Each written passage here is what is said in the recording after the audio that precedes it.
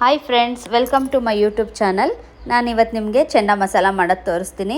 ಯಾವುದೇ ರೀತಿ ಚೆನ್ನ ಮಸಾಲ ಪೌಡರ್ ಇಲ್ಲದೇನೆ, chilli powder, dhaniya powder, garam masala ಏನು ಇಲ್ಲದೇನೆ, ಇನ್ಸ್ಟೆಂಟ್ ಏನು ಇಲ್ಲದೇನೆ ಮನೆಯಲ್ಲೇ ಹೇಗೆ ಮಾಡೋದು ತೋರಿಸ್ತೀನಿ. ಇವಾಗ ಚೆನ್ನ ಮಸಾಲ ಮಾಡಲಿಕ್ಕೆ ನಾನಿಲ್ಲಿ ಅರ್ಧ kg ಕಾಬಲ್ ಕಡಲೆಕಾಳನ್ನ ತೆಗೆದು ಓವರ್ ನೈಟ್ ನೆನೆಸಿಟ್ಕೊಂಡಿದ್ದೀನಿ. ನೋಡಿ, ಕಾಬಲ್ ಚೆನ್ನ ಮಾಡೋಕ್ಕೆ ಏನೇನು ಇಂಗ್ರೀಡಿಯೆಂಟ್ಸ್ ಬೇಕಂತ ತೋರಿಸ್ತೀನಿ. ಇವಾಗ ನೋಡಿ, ಅರ್ಧ kg ಚೆನ್ನ ಮಸಾಲ ಮಾಡೋಕ್ಕೆ ಒಂದು ಮುಷ್ಟಿ ಆಗೋಷ್ಟು ಬೆಳ್ಳುಳ್ಳಿ ತೊಗೊಂಡಿದ್ದೀನಿ, ಅರ್ಧ ಮುಷ್ಟಿ ಆಗೋಷ್ಟು ಶುಂಠಿ, ಒಂದು ಚಿಕ್ಕದು ಈರುಳ್ಳಿ, ಗೋಡಂಬಿ, ಲವಂಗ, ಏಲಕ್ಕಿ, ಚಕ್ಕೆ, ಮರಾಠಿ ಮೊಗ್ಗು. ಈ ಗೋಡಂಬಿನ ಹಾಕೋದ್ರಿಂದ ಗ್ರೇವಿ ಥಿಕ್ನೆಸ್ ಬರುತ್ತೆ, ಚೆನ್ನಾಗಿ ಬರುತ್ತೆ. ಯಾವುದೇ ಕುರ್ಮಾ, ಗ್ರೇವಿ, ಸಾಗು ಯಾವುದಕ್ಕೆ ಆದರೂ ನಾವು ಗೋಡಂಬಿ ಯೂಸ್ ಮಾಡಿದಷ್ಟು ಟೇಸ್ಟ್ ನಮಗೆ ಚೆನ್ನಾಗಿ ಬರುತ್ತೆ. 1 ಸ್ಪೂನ್ ಗಸಗಸೆ ತಗೊಂಡಿದ್ದೀನಿ, ಒಂದೆರಡು ಸ್ಪೂನಷ್ಟು ಕಸೂರಿ ಮೆಥಿ ತಗೊಂಡಿದ್ದೀನಿ. ಬ್ಯಾಡಗೆ ಮೆಣಸೆ ಹಣ್ಣು ಒಂದು 10ರಿಂದ 12 ಬ್ಯಾಡಗೆ ಮೆಣಸೆ ಹಣ್ಣು, ಖಾರಕ್ಕೆ ಒಂದು 4 ಗುಂಟೂರು ತಗೊಂಡಿದ್ದೀನಿ. ನಿಮಗೆ ಖಾರ ಜಾಸ್ತಿ ಬೇಕಂದರೆ ಇನ್ನೊಂದೆರಡು ಗುಂಟೂರು ಜಾಸ್ತಿ ಹಾಕೋಬೋದು. 2 ಸ್ಪೂನಷ್ಟು ಧನಿಯಾ ತಗೊಂಡಿದ್ದೀನಿ, 3 ಟೊಮೆಟೊ ತಗೊಂಡಿದ್ದೀನಿ. ಇವಾಗ ಒಂದು ಕುಕ್ಕರ್ಗೆ ನೆನೆಸಿಟ್ಕೊಂಡಿದ್ವಲ್ಲ ಕಾಬಲ್ ಚೆನ್ನ ಹಾಕಿ ನಾವು ಒಂದು 2ರಿಂದ 3 ವಿಷಲ್ ಕೂಗಿಸ್ಕೋಬೇಕು. ರೆಡಿ ಆಗುತ್ತೆ. ಇವಾಗ ನಾನು ಕುಕ್ಕರ್ಗೆ ಹಾಕಿದ್ದೀನಿ. ಇದು ಎಷ್ಟು ಮುಳುಗುತ್ತೆ ಅಷ್ಟು ನೀರು ಮತ್ತು ಉಪ್ಪು ಹಾಕ್ಬಿಟ್ಟು 3 ವಿಷಲ್ ಕೂಗಿಸ್ಕೊಳ್ಳೋಣ. ಹೆಚ್ಚು ನೀರು ಹಾಕಬೇಡಿ, ನೀರು ಆಗಿಬಿಡುತ್ತೆ. ಇದ್ರ ರಸನ ನಮಗೆ ಬೇರೆಯವ್ರು ಏನು ಮಾಡ್ತಾರಂತ ಅಂದರೆ ಇದು ಬೇಯಿಸ್ಕೊಂಡು ಅದರ ರಸ ಚೆಲ್ಬಿಡ್ತಾರೆ. ನಾವು ಚೆಲ್ಲೋದು ಬೇಡ. ಈ ರಸನ ಇಷ್ಟು ಸಾಕು. ಇದಕ್ಕೆ ಇವಾಗ ಸಾಲ್ಟ್ ಹಾಕೋಣ.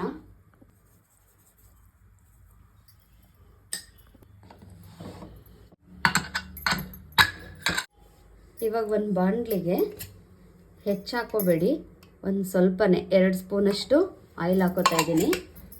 ಈ ಆಯಿಲ್ ಕಾದ್ಮೇಲೆ ನಾನು ಇವಾಗ ತೋರಿಸಿದ್ನಲ್ಲ ಇಂಗ್ರೀಡಿಯೆಂಟ್ಸ್, ಅದು ಎಲ್ಲವನ್ನು ಎಣ್ಣೆಯಲ್ಲಿ ಸ್ವಲ್ಪ ಫ್ರೈ ಮಾಡಿಕೊಂಡು ತಗೊಂಡು ಬರೋಣ. ಇದು ಎಣ್ಣೆಯಲ್ಲಿ ಫ್ರೈ ಮಾಡೋದ್ರಿಂದ ಟೇಸ್ಟ್ ಬೇರೆ ಬರುತ್ತೆ, ಚೆನ್ನಾಗಿರುತ್ತೆ. ನಿಮಗೆ ಯಾವ ಹೋಟೆಲ್ಗೂ ಕಡಿಮೆ ಇಲ್ಲ, ಅಷ್ಟು ಚೆನ್ನಾಗಾಗುತ್ತೆ ಚೆನ್ನ ಮಸಾಲ. ನಾನಿವಾಗ ತೋರಿಸೋ ಮೆಥಡಲ್ಲೇ ನೀವು ಮಾಡ್ಕೊಳ್ಳಿ. ನಾನಿವಾಗ ಅರ್ಧ kg ತೋರಿಸ್ತಾ ಇದ್ದೀನಿ.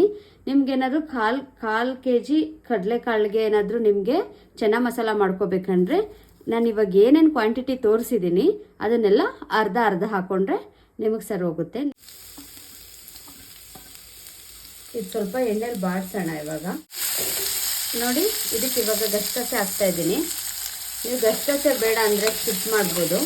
ಗಸಗಸೆ ಹಾಕೋದ್ರಿಂದ ಗ್ರೇವಿ ಥಿಕ್ನೆಸ್ಸು ಬರುತ್ತೆ. ಗೋಡಂಬಿ ಗಸಗಸೆಯಿಂದ ಟೇಸ್ಟು ಚೆನ್ನಾಗಿರುತ್ತೆ. ಈ ಚೆನ್ನ ಮಸಾಲಾಗೆ ಯಾವುದೇ ರೀತಿ ಅಚ್ಕಾರದ ಪುಡಿ, ಗರಂ ಮಸಾಲ, ಧನಿಯಾ ಪೌಡರು ಏನೂ ಹಾಕ್ತಾ ಇಲ್ಲ ನಾನು. ಯಾಕಂದರೆ ಮನೆಯಲ್ಲೇ ಇರುವಂತಹ ಸಾಮಗ್ರಿಗಳನ್ನ ಯೂಸ್ ಮಾಡಿಕೊಂಡು ಮನೆಯಲ್ಲೇ ಇರೋ ಇಂಗ್ರೀಡಿಯೆಂಟ್ಸಿಂದ ನಾನು ನಿಮಗೆ ಚೆನ್ನ ಮಸಾಲ ಮಾಡೋದು ತೋರಿಸ್ತಾ ಇದ್ದೀನಿ. ಯಾವುದೇ ರೀತಿ ಹೊರಗಡೆಯಿಂದ ತರುವಂಥ ಪೌಡರ್ಗಳನ್ನ ನಾನು ಯೂಸ್ ಮಾಡ್ತಾ ಇಲ್ಲ. ನೀವು ಈ ಥರ ಮಾಡೋದ್ರಿಂದ ನಿಮಗೆ ಎಲ್ಲ ಮನೆಯಲ್ಲೇ ಇರುತ್ತೆ, ಟೇಸ್ಟ್ ಚೆನ್ನಾಗಿ ಬರುತ್ತೆ, ಬೇಗ ಆಗುತ್ತೆ. ಯಾವುದೇ ಆ ಪೌಡರ್ ಈ ಪೌಡರ್ ಹಾಕಬೇಕು ಏನಂದ್ರೆ ಏನು ನಿಮಗೆ ಕನ್ಫ್ಯೂಸ್ ಆಗಲ್ಲ. ಇವಾಗ ಇದಕ್ಕೆ ನೋಡಿ ಆಗಿದೆ. ಇದಕ್ಕೆ ನಾನು ಧನಿಯಾ ಹಾಕ್ತೀನಿ,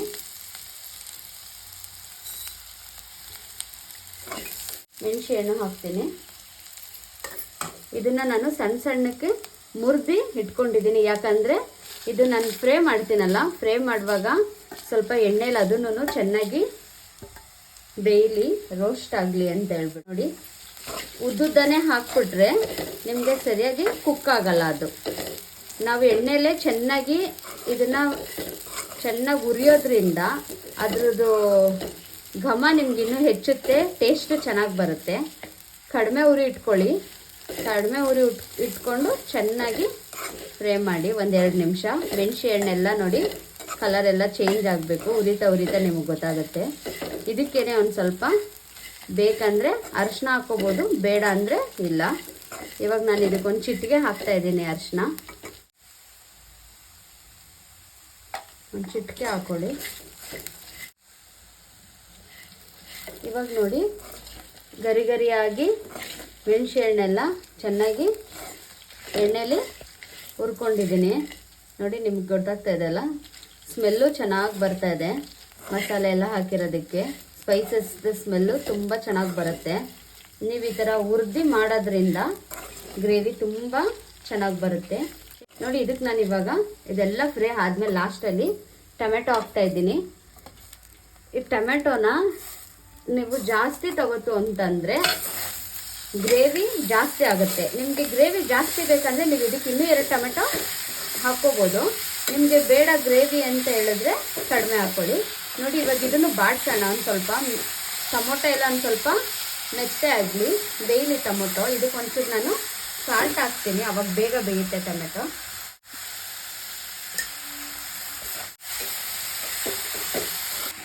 ನೋಡಿ ಇವಾಗ ಟೊಮೊಟೊ ಎಲ್ಲ ಸ್ವಲ್ಪ ಮೆತ್ತಗಾಗಿದೆ.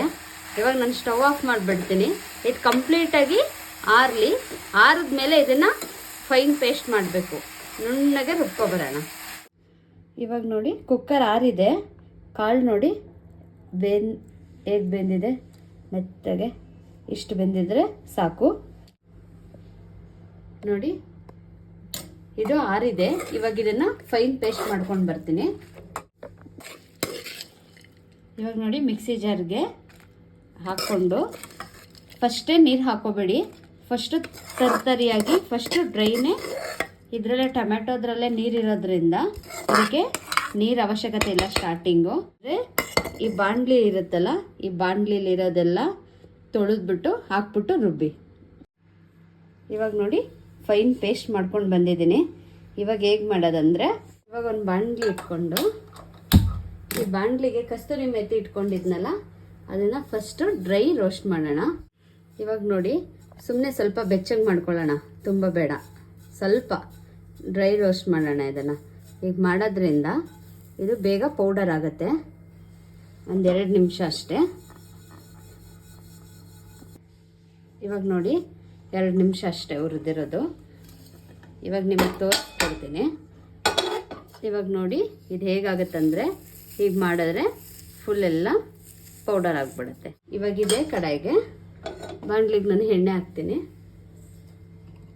ಇದಕ್ಕೆ ಈರುಳ್ಳಿ ಏನು ಹಾಕಬೇಕು ಒಗ್ಗರಣೆಗೆ ಅಂತ ಏನಿಲ್ಲ, ಜಸ್ಟ್ 1-2 ಸ್ಪೂನ್ ಎಣ್ಣೆ ಹಾಕಿದ್ರೆ ಸಾಕು. ಎಣ್ಣೆ ಹಾಕಿದ ನಂತರ ನಾವಿಲ್ಲಿ ರುಬ್ಕೊಂಡಿದ್ವಲ್ಲ ಈ ಪೇಸ್ಟ್ನ ಹಾಕೋಣ.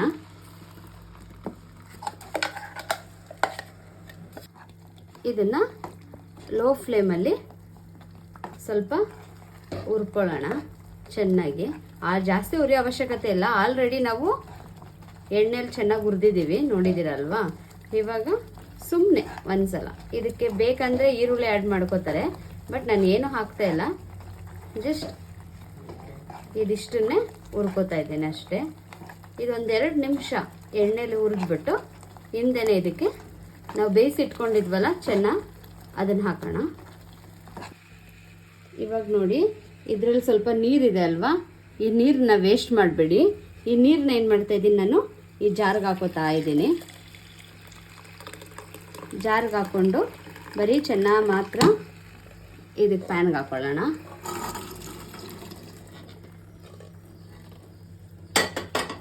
ಇದನ್ನು ಇವಾಗ ಮಿಕ್ಸ್ ಮಾಡ್ತಾ ಇದ್ದೀನಿ. ಇವಾಗ ನೋಡಿ ಇದು ಗಟ್ಟಿಯಾಗಿದೆ ಅಲ್ಲ, ಇದಕ್ಕೆ ಏನು ಮಾಡೋಣ ಅಂದರೆ, ಇವಾಗ ನಾನು ಇಲ್ಲಿ ಜಾರ್ ತೊಳೆದಿಟ್ಕೊಂಡಿದ್ದೀನಲ್ವ, ಆ ಕಾಬಲ್ ಬೆಂದಿದ್ದ ನೀರಲ್ಲಿ ಚೆನ್ನಾಗಿ ತೊಳೆದ್ಬಿಟ್ಟು ಕ್ಲೀನಾಗಿ ಜಾರಲ್ಲಿರೋ ಮಸಾಲೆ ಎಲ್ಲ ನಾನೇನು ಮಾಡ್ತೀನಿ ಇದಕ್ಕೆ ಹಾಕ್ತೀನಿ. ಇವಾಗ ನೋಡಿ ಜಾರಲ್ಲಿ ಇದ್ದಿದ್ದೆಲ್ಲ ಹಾಕೋತಾ ಇದ್ದೀನಿ.